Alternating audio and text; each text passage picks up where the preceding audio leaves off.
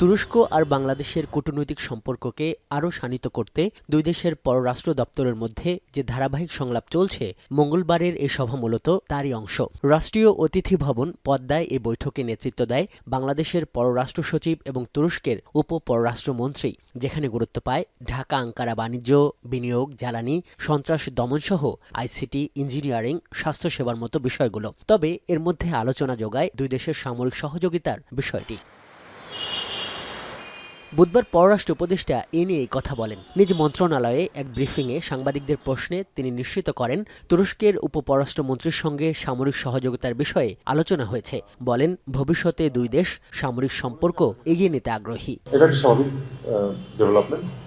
তুরস্কের technological advantage আছে, আর আমাদের তো বিভিন্ন দেশের সাথে মিলিটারি এক্সচেঞ্জ হচ্ছে। তুরস্কের সাথে হওয়া খুবই সম্ভব। আমি নিজেও মনে করি যে আমরা এক্ষেত্রে লাভজনকভাবে তাদের সাথে কোঅপারেট করতে পারি।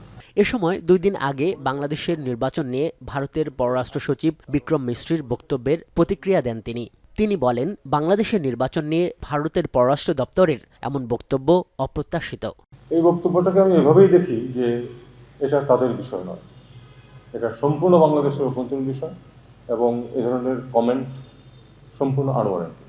ব্রিফিংয়ে উঠে আসে পতিত আওয়ামী লীগ সরকারের সাবেক মন্ত্রী সাবের হোসেন চৌধুরীর সঙ্গে নর্ডিক 3টি দেশের রাষ্ট্রদূতের বৈঠক, বিদেশি দূতাবাসগুলো থেকে ছবি সরানোর ইস্যুতে রাষ্ট্রপতির চিঠির বিষয়ও। তৌহিদ হোসেন বলেন, বিদেশি রাষ্ট্রদূত যে কারো বাসাতেই যেতে পারেন, এ নিয়ে সরকারের কোনো বক্তব্য নেই। আর রাষ্ট্রপতির চিঠি পেয়েছেন উল্লেখ করে জানান, এ নিয়ে নতুন কোনো সিদ্ধান্ত নেই। তারা তো একজন ব্যক্তির বাসায় গেছে, তিনি যদি অপরাধী হতেন তাহলে তাকে নিশ্চয়ই কাস্টডিতে রাখা হতো, তো হয়নি। আর রাষ্ট্রদূতরা আসলে কিন্তু যে কারো বাসায় যেতে পারে, কারণ আমি তো কলকাতায় রাষ্ট্রদূত না, এক ধাপ নিচে ছিলাম, কিন্তু আমি কিন্তু যে কারো বাসায় গেছি, কোনো সমস্যা নেই। এ সময় জাতিসংঘের 81তম সাধারণ অধিবেশনে সভাপতি পদে বাংলাদেশ প্রার্থিতা প্রত্যাহার করবে কিনা জানতে চাইলে তৌহিদ হোসেন জানান, এই নির্বাচনে ফিলিস্তিন ও বাংলাদেশ পরস্পর মুখোমুখি হবে না। বাংলাদেশ এবং ফিলিস্তিন পরস্পরের মুখোমুখি হবে না। আজহার লিমন, এখন, ঢাকা।